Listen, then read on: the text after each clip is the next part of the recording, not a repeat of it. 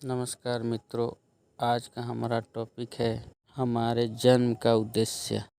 हम मानव हैं और मृत्यु लोक में जन्म लिया है। हमारे जन्म लेने का खास उद्देश्य क्या है? सबसे पहले माता पिता का सेवा करना, बड़े बुजुर्गों को आदर करना, क्योंकि यह सत्य है कि हमें एक न एक दिन जाना है। सभी लोग आते हैं और अपना कर्म करते हैं, अच्छा या बुरा, और फिर एक दिन यहाँ से विदा ले लेते हैं। मृत्यु लोक की यही तो सच्चाई है। जो जन्म लिया है उसे मरना ही है। मगर हे मानव, इतना स्मरण रखिए कि शरीर त्यागते समय आपके आत्मा को कोई तकलीफ ना हो।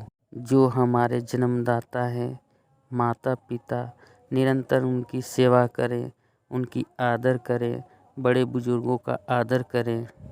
हमारे माता पिता ने हमें बड़ी उम्मीद से हमें जन्म दिया है और इस धरती पे लाया है। मेरा पहला कर्तव्य बनता है कि मैं अपने माता पिता को सेवा करूं।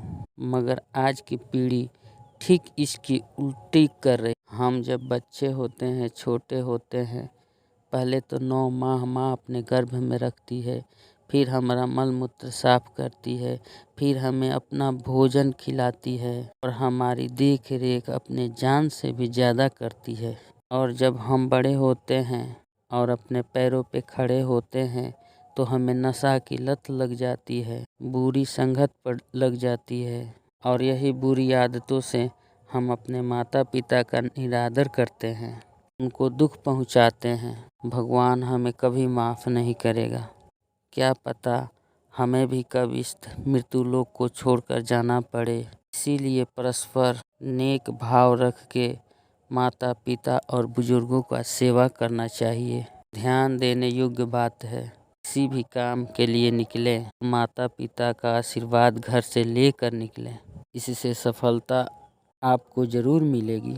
मगर आज की नया युवा पीढ़ी जो है, नशे की लत में पड़ के अपने माँ बाप को निरादर कर रही है। हमने तो यहाँ तक देखा है कि अपने माता पिता पे हाथ उठा देते हैं। हे मानव, इतना याद रखना, जो पुत्र अपने माता पिता का नहीं हुआ वह इस संसार में किसी का नहीं हो सकता है, और जो पत्नी अपने पति का नहीं हुई वह दुनिया में किसी संसार के नहीं हो सकती है। पति चाहे जैसा भी हो, अपने पति का आदर करना सीखो। लाख बुरा है मगर वही तुम्हारा भगवान है। हम अपने कर्तव्यों को भूल रहे हैं। यह मृत्यु लोक कर्म भूमि है। अपने कर्मों से वंचित ना हो। सुख दुख को तो आना जाना ही लगा रहता है यहाँ पे। सुख में भी अपना कर्म ना भूलो कि हम कौन हैं, हमें क्या करना है, और दुख में भी अपना कर्म ना भूलो, क्योंकि न सुख ज़्यादा दिन तक टिकता है और न दुख। यह काल चक्र प्रति सेकंड, प्रति मिनट, प्रति पल चल रहा है। क्या पता हमें कब अपना ग्रास बना ले और हम इस शरीर को त्यागते समय मन में पछतावा लेकर जाएं कि काश में ये क्या काम कर दिया होता।